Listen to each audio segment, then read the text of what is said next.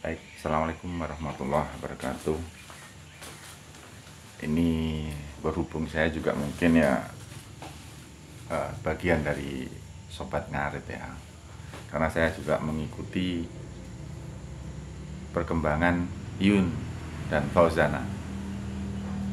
Jadi saya ingin berkomentar. Saya baru kali ini ya masuk di YouTube saya mungkin komentar tentang hubungan mereka. Jadi begini.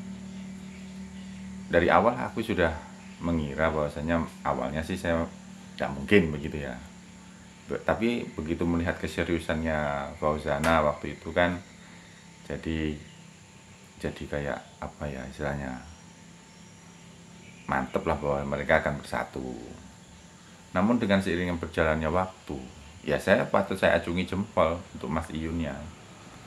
Kalau Mas Iyunnya itu ingin membuktikan bahwasanya memantaskan diri lah kasar ya umumnya, memantaskan diri supaya dia sejajar, seimbang dengan mereka. Namun dibalik itu semua juga Yun saya salahkan, kenapa dibalik memantaskan diri tidak harus apa ya istilahnya. Kalau menurut saya itu ada sebagian kata-kata mungkin yang menyombongkan diri menurut saya, yaitu dengan membandingkan Fauzana dengan Sobat Ngarit, yang padahal sebenarnya itu tidak perlu dipublish, artinya tidak perlu diomongin juga, dan itu yang mengomongkan Mas Iyun sendiri. Contohnya yang kalian dukung itu, seandainya Fauzana tidak tampil di Surabaya, yang kalian tunggu itu Fauzananya apa Sobat Ngaritnya? Ayo kita tunjukkan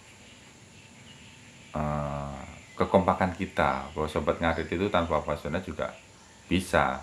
Nah itu kata-kata yang tidak perlu menurut saya. Itu bagi saya dari hati kecil Fauzana, karena Fauzana sendiri juga orang terkenal ya, merasa dirinya juga perlu dihargai. Itu namanya si Iyun tidak bisa menghargai Fauzananya. Padahal ya maaf, ini Iyun tanpa Fauzana juga bisa apa? Si Fauzana sendiri juga begitu, tanpa Sobat Ngarit, ya kan, dia tidak seviral ini begitu. Artinya saling menguntungkan begitu. Terus kemudian yang paling diuntungkan siapa dalam hal ini? Ya tetap Iyun lah. Fauzana, kita lihat dari followernya aja lah. Fauzana sebelum kenal Iyun sudah berapa M itu, si Iyun baru 1 M atau berapa itu kan, begitu. Terus kemudian tanpa Fauzana, Iyun tidak seviral ini, tidak mungkin dia kenal sama tidak didukung sama Papi Tom Lian begitu. Jadi saling berkaca lah kalau menurut saya tuh. Seandainya padahal ibarat ikan itu sudah masuk perangkap. Ya bukan perangkap lah, istilahnya apa ya, ibaratnya kita itu mendapatkan sesuatu sudah masuk dalam hati kita, sudah masuk dalam lingkaran kita. Kenapa bisa lepas? Nah itu mungkin karena faktor intern juga. Ya, menurut saya Mas Iyun sendiri juga tidak bisa jaga kata-katanya. Itu aja menurut saya, tidak berlebihan. Coba dia menghormati begitu, tidak tahu main kartu-kartuan. Apa itu kartu-kartuan? Ini hidup, Bung. Ini hidup, ini realita, kenyataan, bukan sandiwara. Ya kan? Nah, aku pasti yang dipersalahkan pasti Fauzana, karena kayak merasa bahwa kita lihat dari statusnya mungkin lebih tinggi atau bagaimana. Tidak mungkin Fauzana mau aja sebetulnya, cuma Iyunnya yang terlalu sombong menurut saya, dia tidak bisa menghargai orang. Ibaratnya begini loh, orang tuh sudah kasihan sama Iyun, tapi Iyun sendiri menyombongkan diri, itu menurut saya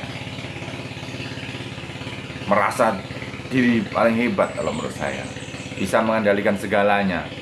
Tidak begitu ya, kecuali Fauzana sudah menjadi istri, ya kan, atau istilahnya sudah ada ikatan yang kuat, yaitu pernikahan yang mewajibkan Fauzana tunduk. Ini masih pacaran, tunangan aja juga belum, main ngatur-ngatur, menentukan lah, itu menurut saya sombong. Nah, membuat Fauzana sendiri juga jadi bumerang. Begitu. Kenapa jadi bumerang? Ini sudah pacaran dan sudah diatur-atur, suruh tunduk patuh begini, apalagi nanti sudah menikah, orang akan berpikir seperti itu. Jadi kalau dalam hal ini saya lebih mendukung, asalnya bukan mendukung siapa-siapa, lebih menyayangkan aja sikapnya Iyun aja, itu aja. Kalau Fauzana sebetulnya mengalir, dia tulus sebetulnya, dan dia sudah tahu resiko bahwasanya nanti akan ditinggalkan seandainya dia tidak sama Iyun. Dia sudah tahu resikonya. Tapi saya yakin Fauzana sendiri juga tidak mau mempertaruhkan masa depannya hanya demi seorang yang sombong. Menurut saya begitu. Aku yakin dalam hati Fauzana, menurut saya seperti itulah ya. Jadi bagi Fauzana, Iyun ini memang kaku, egois menurut saya. Begitu. Sehingga Fauzana tidak bisa mengikutkan dirinya. Dia kayak jadi bayang-bayang Fauzana sendiri. Nanti bagaimana kalau dia sudah jadi istri, sedangkan saya manggung sana manggung sini, sedangkan Mas Iyun di rumah saya tidak boleh kemana-mana. Nah, yaitu ketakutan yang menjadi bumerang. Makanya ya mungkin kita bisa menyikapi secara dewasa bahwasanya ya mungkin ini adalah akhir dari sebuah cerita, kecuali satu. Iyun jangan nangis minta dikasihani, menurut saya pantang, gentle lah, jadi laki-laki, minta maaf lah kalau memang saya ada salah, minta maaf sama Fauzana, apakah masih bisa diperbaiki hubungan, begitu, gentle menurut saya. Jangan nangis-nangis sama orang lain, sama Papi Tommy begini minta dikasihani. Itu bukan sifat kesatria menurut saya, bukan sifat kesatria. Kalau laki-laki benar, gentle, hadapi. Kalau ada salah memang ya harus minta maaf. Apa permasalahannya, duduk cerita, begitu.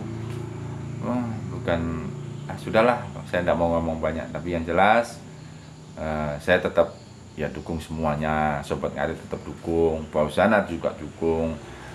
Tetapi alangkah baiknya jika masalah itu diselesaikan bersama-sama, berdua. Alangkah baiknya bagaimana, begitu ya. Terima kasih ya. Salam Sobat Ngarit, sahabat para srek. Oke.